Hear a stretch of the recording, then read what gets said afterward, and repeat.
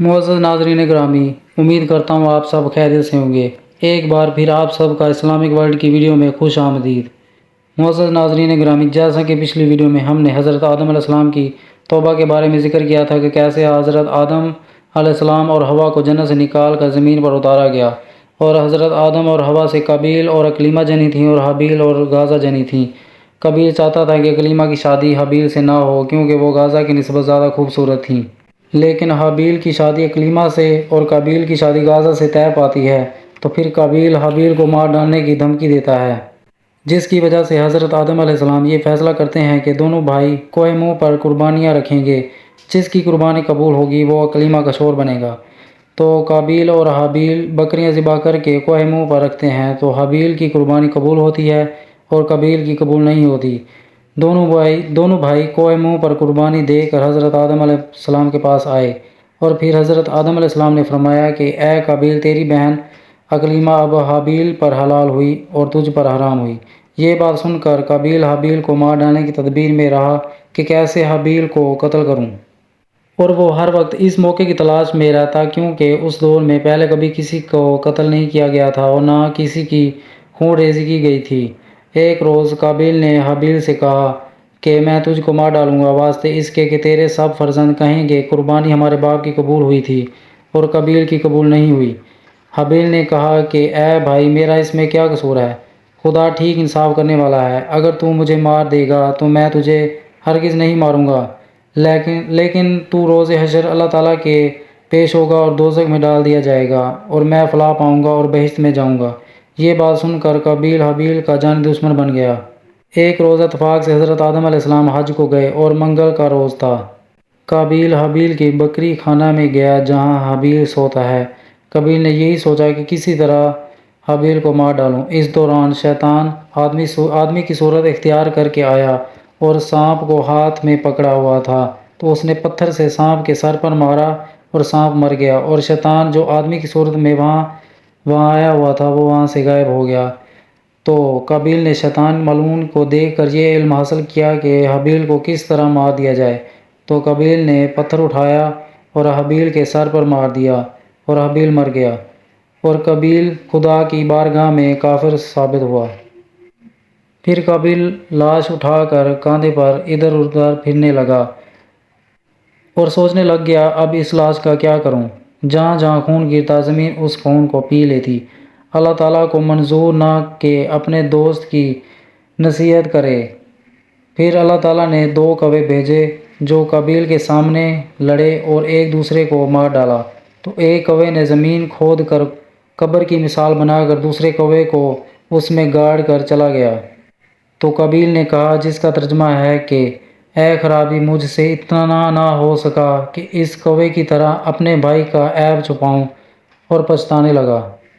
सूरत माइदा में तफसीर में लिखा हुआ है, इससे पहले कोई इंसान नहीं मरा था कि जिससे मालूम होता कि मुर्दे के बदन का क्या करना चाहिए।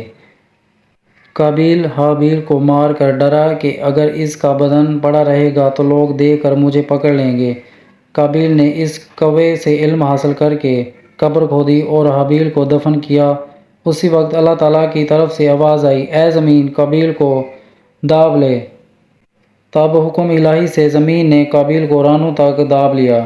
फिर काबिल ने आहोज़ारी की और रोने लग गया और कहा, ए खुदाया, अबलीस भी तेरी दरगाह में मरदूद है, उसे भी ज़मीन दाब लेती।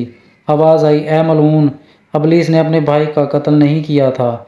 फिर काबिल ने कहा कि ए खुदाया, मेरा बाप भी गंदम खा कर आसी हुआ था, उसको भी ज़मीन में दफन कर देते। फिर जनाब बारी ताला से आवाज़ आई कि ए मरदूद, उसने कभी बेरहमी से किसी को कत्ल नहीं किया जैसा कि तूने किया। फिर ज़मीन ने काबिल को सीने तक दबा लिया।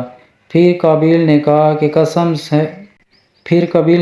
कि कसम है या रब तेरी, मैंने अपने बाप से सुना कि मेरी तौबा इस कलमा की बरकत से कबूल हुई जो मैंने अर्श पर लिखा हुआ देखा था, ला इलाहा इल्लल्लाह मुहम्मदुर रसूलुल्लाह। इस कलमा की बरकत से मेरे गुनाह भी बख्श दे।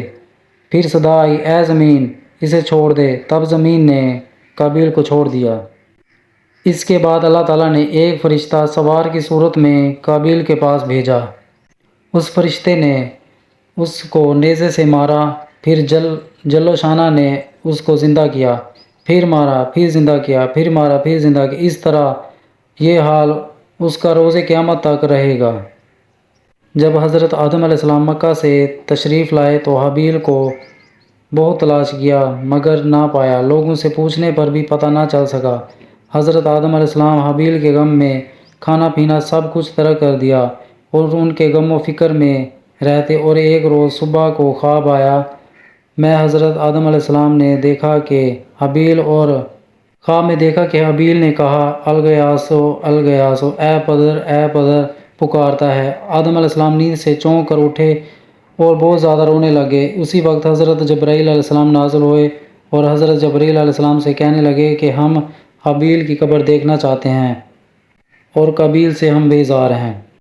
حضرت جبرائیل علیہ السلام نے کہا کہ اللہ تعالیٰ بھی قابیل سے بیزار ہے۔ تب حضرت جبرائیل علیہ السلام ان دونوں کو اس کی قبر پر لے کر گئے۔ حضرت آدم علیہ السلام نے دیکھا اور بولے اگر قابیل نے حابیل کو مارا ہوتا تو اس کا خون یہاں پر گرا ہوتا۔ حضرت جبرائیل علیہ السلام نے فرمایا کہ خون کو زمین نے پی لیا ہے۔ حضرت آدم علیہ السلام نے کہا لعنت خدا کی اس زمین پر کہ خون میرے فرزند کا اس نے پی لیا۔ تب خون زمین نے حابیل کا اگل دیا۔ یہ دیکھ کر حضرت آدم اور حوا بہت زیادہ رونے لگے اور دکھی ہو گئے، اور حضرت آدم علیہ السلام اور حوا نے قبر کھود کر جب حابیل کو نکال کر دیکھا کہ مغز اس کا نکل پڑا ہے اور خون سے تربتر اور لاش اس کی آلودہ ہوئی پڑی ہے، یہ حال دیکھ کر وہ اور بھی زیادہ روئے، اور ان کی حالت یہ دیکھ کر آسمان کے سارے فرشتے بھی روئے۔ آخر حضرت آدم علیہ السلام حابیل کی لاش تابوت میں بند کر کے اپنے مکان میں لے گئے اور وہاں جا کر دفن کر دی۔ اس وقت ان کے فرزند 120 تھے اور اس وقت سوائے حابیل کے کوئی بھی نہ مرا تھا۔ تب حضرت آدم علیہ السلام کے سارے بیٹے آپ کے پاس آئے اور کہا کہ ہمیں کچھ روپیہ پیسہ چاہیے، ہم کاروبار اور تجارت کرنا چاہتے ہیں اور سوداگری کرنا چاہتے ہیں۔ تب حضرت جبرائیل علیہ السلام نے ایک مٹھی سونا اور ایک مٹھی چاندی لا دی۔ حضرت آدم علیہ السلام نے فرمایا اس چاندی اور سونے سے ہمارے فرزندوں کا کیا ہوگا؟ وہ اس سے تجارت کر کے کھائیں۔ پس غیب سے آواز آئی کہ سونا چاندی کو پہاڑوں میں ڈال دیا جائے تاکہ وہ تھوڑا تھوڑا کر کے نکال کر مال اپنے تجارت کر کے کھائیں گے تو وہ قیامت تک کم نہ ہوگا۔ 1000 سال کے بعد حضرت آدم علیہ السلام بیمار ہوئے۔ انہوں نے اپنے بیٹوں سے کہا کہ مجھے میوے لا کر دو۔ حضرت آدم علیہ السلام نے اپنے بیٹوں سے میووں کی فرمائش کی۔ سب بیٹے میوے لینے چلے گئے مگر حضرت سیس علیہ السلام باپ کی تیمارداری میں حاضر رہے۔ جب ان لوگوں کو آنے میں تاخیر ہوئی تو حضرت آدم علیہ السلام نے اپنے بیٹے سیس علیہ السلام سے فرمایا کہ تو اس پہاڑ میں جا کر دعا مانگ تو حق تعالیٰ تیری دعا برکت سے میرے لیے میوے بھیجے گا۔ حضرت سیس علیہ السلام نے فرمایا کہ آپ میرے والد بزرگ ہیں تو آپ کے دعا مانگنے سے حق تعالیٰ اپنے رحم و کرم سے ضرور میوے بھیجے گا اور آپ کی دعا اللہ تعالیٰ کی درگاہ میں قبول ہوگی۔ حضرت آدم علیہ السلام نے فرمایا کہ میں خدا کی درگاہ میں شرمندہ ہوں، میں اللہ کی مرضی کے بغیر گندم کھا لی تھی۔ میرے بیٹے تم پاک اور صاف ہو اور تم جاؤ میوے لے کر آؤ۔ تو انہوں نے دعا مانگی تو آپ نے دیکھا کہ حضرت جبرائیل علیہ السلام ایک طبق زریں اور اس میں طرح طرح کے میوے جیسا کہ امرود، سیب، لیموں، انگور، انجیر، خربزہ وغیرہ اس میں رکھ کر اور دوسرا طبق زر سرخ کا اس پر ڈھانک کر ایک حور سر پر رکھ کر لائے، اور حور نے اپنے چہرہ سے نقاب کھول کر سامنے حاضر ہوئی۔ حضرت آدم علیہ السلام نے حضرت جبرائیل علیہ السلام سے پوچھا یہ حور کس کے لیے ہے؟ حضرت جبرائیل علیہ السلام نے کہا کہ حق تعالیٰ نے یہ حور کو حضرت سیس علیہ السلام کی زوجیت میں بھیجا ہے کیونکہ تمہارے سب فرزند سوائے اس کے جفت پیدا ہوئے ہیں۔ بعض نے روایت کی ہے کہ وہ حور پھر بہشت میں چلی گئی اور قیامت تک بہشت میں منتظر رہے گی حضرت سیس علیہ السلام کی۔ اور اس مصنف اس کتاب میں لکھتا ہے کہ حضرت آدم علیہ السلام نے اس حور کی شادی اپنے فرزند سیس علیہ السلام سے کر دی، اور اس حور کی زبان عربی تھی۔ جس کی وجہ سے جو فرزند اس حور سے پیدا ہوتا وہ عربی بولتا اور حضرت محمد صلی اللہ علیہ وسلم کی نسل سے ہیں۔ پس حضرت آدم علیہ السلام نے اس میوے میں سے کچھ خود کھایا اور کچھ اپنے بیٹے کو دیا۔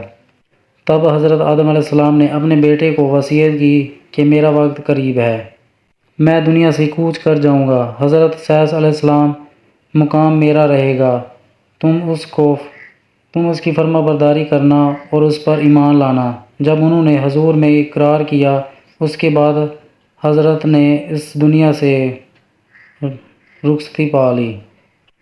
سب بیٹے اپنے باپ حضرت آدم علیہ السلام کے غم میں بہت زیادہ روئے، نماز جنازہ پڑھ کر دفن کیا اور 2 سال تک ان کی قبر پر رہے اور اس کے بعد اپنے گھر چلے گئے۔ معزز ناظرین گرامی، یہ تھی آج کی ویڈیو۔ امید کرتا ہوں کہ آپ کو یہ ویڈیو پسند آئی ہوگی۔ پلیز مہربانی کر کے ہمارے چینل کو سبسکرائب کریں اور بیل آئیکن کو دبائیں اور اس ویڈیو کو زیادہ سے زیادہ شیئر کریں تاکہ آپ اسلام کی معلومات حاصل کر سکیں۔ اللہ حافظ، تھینک یو۔